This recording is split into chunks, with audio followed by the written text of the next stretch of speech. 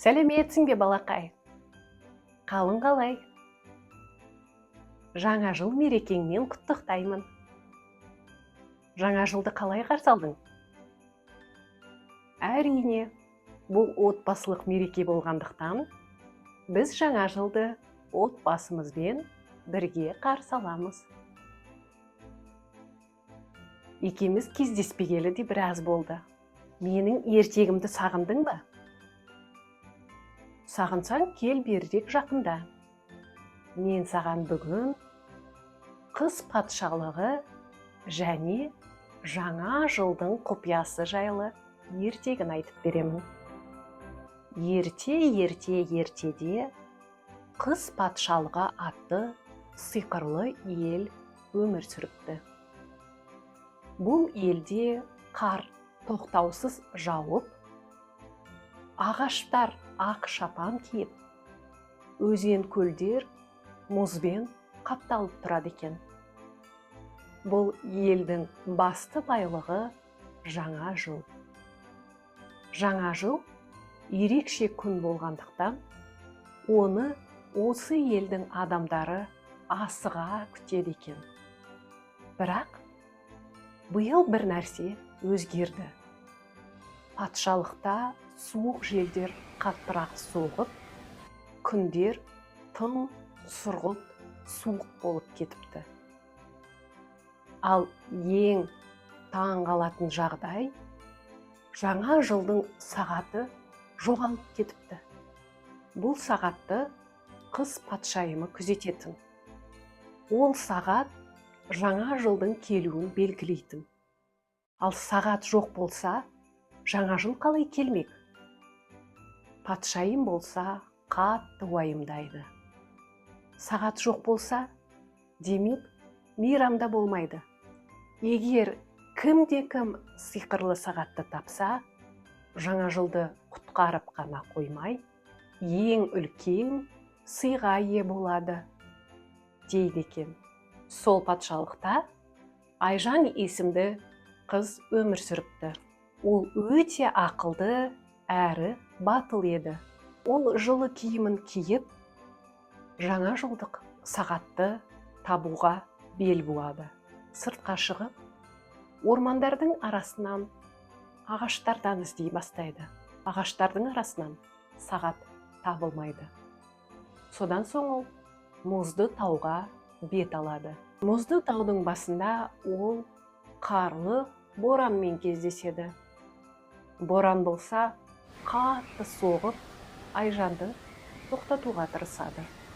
Бірақ Айжан да өте батыл қыз ғой.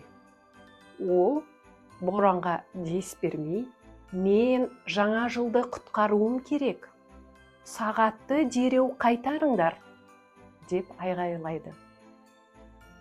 Ал боран болса, сәл тынышталып, жаңа жылдық сағатты біз ұрлаған жоқпыз. Оны су перісі ұрлап, көлдің астына жасырып қойды, деп жауап береді.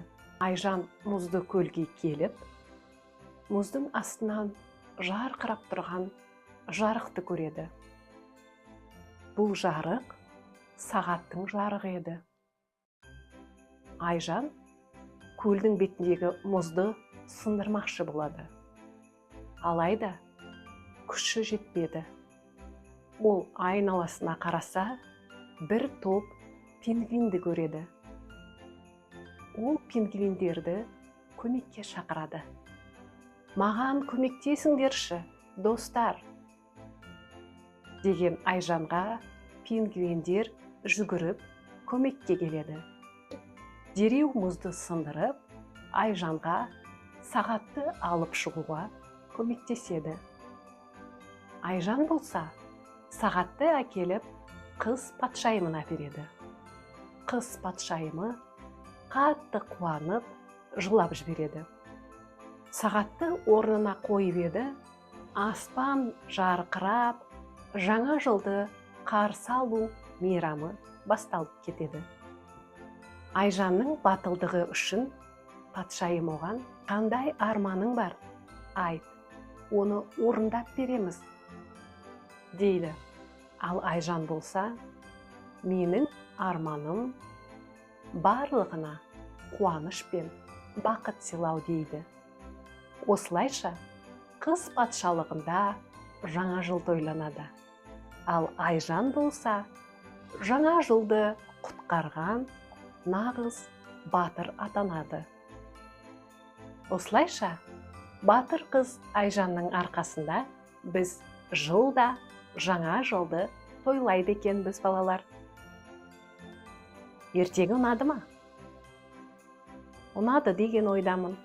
Бұл ертегі бізге батылдық пен қайсарлықтың маңыздылығын үйретеді.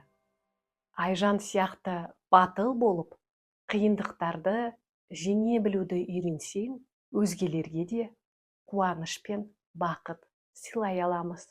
Әр қайсымыздың кішкентай болса да бір жақсы ісіміз үлкен өзгерістер әкелуі мүмкін. Сондықтан да үнемі мейірімді болып, отбасыңа, айналаңа үнемі көмектесуді ұмытпағайсың. Жаңа жыл тек қана мереке емес, сонымен қатар жақсылық жасауға мүмкіндік беретін ерекше сәт екен. Менің ертегім аяқталды. Келесі кездескенше.